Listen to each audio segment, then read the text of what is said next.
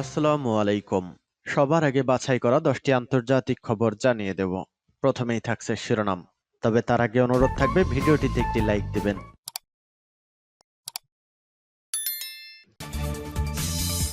দখলদার ইসরায়েলি বাহিনী এবং ফিলিস্তিন পুরোদমে যুদ্ধ চলছে, যার জেরে ইসরায়েলের যুদ্ধ এবার লেবাননের সঙ্গে লেগে যেতে পারে। কিন্তু লেবানন ও ইসরায়েল পাল্টাপাল্টি হুমকি দিচ্ছে। তবে এদের মধ্যে কারা বেশি শক্তিশালী সে বিষয়টি আপনারাই জানাবেন এই ভিডিওর কমেন্ট বক্সে। তো চলুন দর্শক, জানিয়ে দিচ্ছি হাতে থাকা সর্বশেষ আপডেট আন্তর্জাতিক সংবাদ। প্রথমেই সংবাদ শিরোনাম। সরে দাঁড়ালেন এক প্রার্থী, প্রতিদ্বন্দ্বিতা করবেন যারা। এরপর জানিয়ে দিব F-16 যুদ্ধবিমান আসছে, তবু রণক্ষেত্রে দ্রুত ভাগ্য পাল্টাবে না ইউক্রেনের। এদিকে লেবাননকে প্রস্তর যুগে ফেরত পাঠানোর হুমকি দিল ইসরায়েল। এরপর জানিয়ে দেব ভূমধ্যসাগরে মহড়া রাশিয়ার। আরও জানিয়ে দেব দুর্নীতির অভিযোগ অস্বীকার করলেন মাহাথির। সর্বশেষ জানিয়ে দেব পাকিস্তানের তীব্র তাপপ্রবাহে 6 দিনে মৃত্যু 564 জনের। এতক্ষণ শুনছিলেন সংবাদ শিরোনাম, এবারে বিস্তারিত।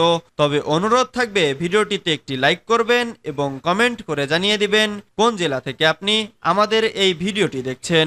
পাশাপাশি ফিলিস্তিন এবং ইসরায়েলের যুদ্ধ নিয়ে আপনার মূল্যবান মন্তব্য কি, আরও জানিয়ে দিবেন লেবানন ও ইসরায়েলের মধ্যে কোন দেশটিকে আপনার সবথেকে বেশি শক্তিশালী বলে মনে হয়।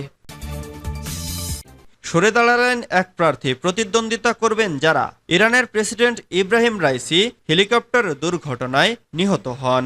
এরপর পদটি শূন্য হয়ে যাওয়ায় নতুন করে নির্বাচনের তারিখ ঘোষণা করে গার্ডিয়ান কাউন্সিল। এ ঘোষণা অনুসারে দেশটিতে আগামীকাল প্রেসিডেন্ট নির্বাচন অনুষ্ঠিত হবে। ইরানের গার্ডিয়ান কাউন্সিলের তথ্য মতে দেশটির 14তম প্রেসিডেন্ট নির্বাচনে 6 প্রার্থী প্রতিদ্বন্দ্বিতা করবেন। তবে নির্বাচনের আগ মুহূর্তে এক প্রার্থী পদত্যাগের ঘোষণা দিয়েছেন। ফলে নির্বাচনে প্রতিদ্বন্দ্বিতা করবেন 5 প্রার্থী।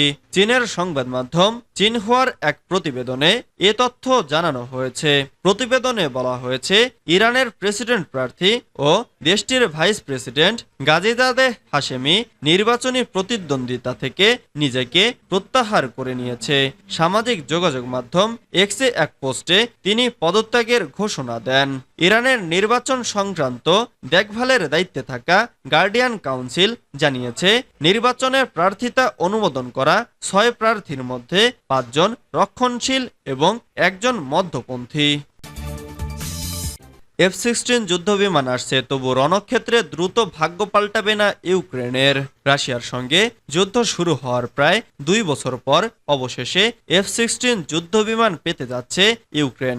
আগামী মাসের মধ্যেই প্রথম F-16 যুদ্ধবিমান ইউক্রেনে পৌঁছাবে বলে ধারণা করা হচ্ছে। দীর্ঘ প্রক্রিয়া শেষে ইউক্রেন যখন এই মার্কিন যুদ্ধবিমানগুলো পেতে যাচ্ছে, তখন রাশিয়া ইতোমধ্যে প্রতিরক্ষা ব্যবস্থা শক্তিশালী করে ফেলেছে। এতে করে F-16 এর প্রভাব অনেকটাই কমে যেতে পারে। ফলে ধারণা করা হচ্ছে F-16 যুদ্ধবিমান ইউক্রেন শেষ পর্যন্ত পেলেও রণক্ষেত্রে দেশটির ভাগ্য রাতারাতি পাল্টে যাবে না। ব্রিটিশ বার্তা সংস্থা রয়টার্স এ খবর জানিয়েছে। বিশেষজ্ঞদের মতে শুধু F-16 যুদ্ধবিমান ইউক্রেনের যুদ্ধ জয়ের জন্য গতিপথ পাল্টে দিতে পারবে না। কৌশলগত নিরাপত্তা বিষয়ক পরামর্শক মার্ক ক্যানসিয়াম বলেন, সরেজমিনে F-16 এর প্রভাব প্রতীকী হতে পারে, কিন্তু খুব বেশি তাৎপর্যপূর্ণ নয়। বিশেষত শুরুতে এর প্রভাব সীমিত থাকবে। লেবাননকে প্রস্তর যুগে ফেরত পাঠানোর হুমকি দিল ইসরায়েল।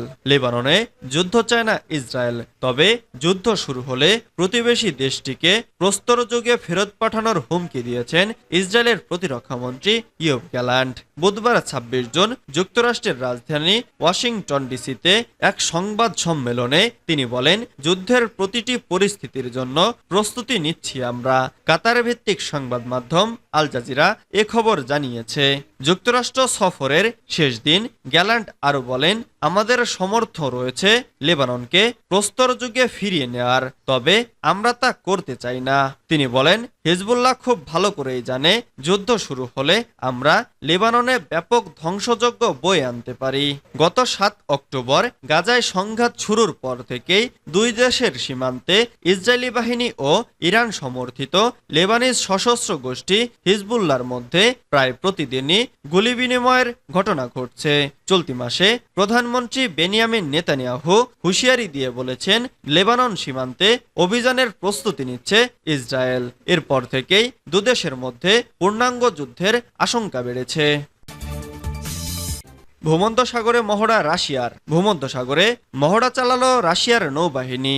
মিসাইল ক্রুজ দিয়ে চালানো হয় মহড়া। বৃহস্পতিবার ২৭ জুন এ তথ্য জানায় দেশটির প্রতিরক্ষা মন্ত্রণালয়। খবর ডেকান হেরাল্ডের। টেলিগ্রামে প্রকাশ করা হয় মহড়ার ভিডিওটি।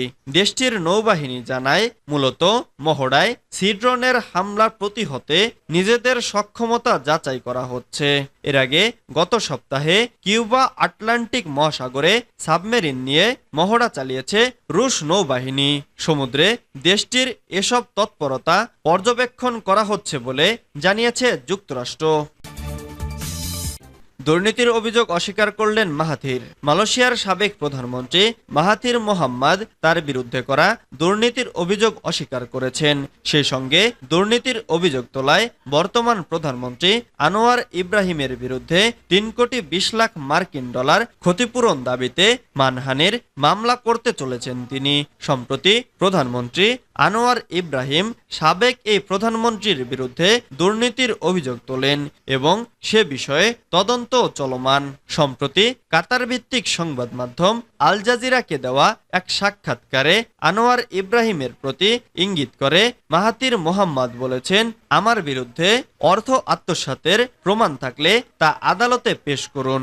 আমি দীর্ঘ রাজনৈতিক জীবনে প্রধানমন্ত্রী থাকাকালে বেতন হিসেবে যে অর্থ পেয়েছি সেই অর্থই আমার জন্য বেশি ছিল, তবে আমার সেই অর্থের বেশিরভাগই শেষ হয়ে গেছে। সূত্র দ্য এক্সপ্রেস ট্রিবিউন। পাকিস্তানে তীব্র তাপপ্রবাহে ৬ দিনে মৃত্যু ৫৬৪ জনের। তীব্র তাপপ্রবাহে পাকিস্তানে গত ৬ দিনে ৫৬৪ জনের মৃত্যু হয়েছে। শুধু মঙ্গলবারই উদ্ধার করা হয়েছে ১৪১ জনের লাশ। দেশটির করাচি শহরে তাপমাত্রা ৪০ ডিগ্রি সেলসিয়াস ছাড়িয়ে গেছে। পাকিস্তানের ইধি অ্যাম্বুলেন্স পরিষেবা জানিয়েছে, প্রতিদিন শহরটির মর্গে প্রায় ৩০ থেকে ৪০ জনের লাশ পরিবহন করছে তারা। করাচির সিভিল হাসপাতালের জরুরি বিভাগের প্রধান ডক্টর ইমরান সরওয়ার শেখ জানিয়েছেন, রোববার থেকে বুধবারের মধ্যে হিট স্ট্রোকে আক্রান্ত ২৬৭ জনকে ভর্তি করা হয়েছে। তাদের মধ্যে ১২ জনই মারা গেছেন। বৃহস্পতিবার বিবিসির প্রতিবেদনে উঠে আসে এ তথ্য।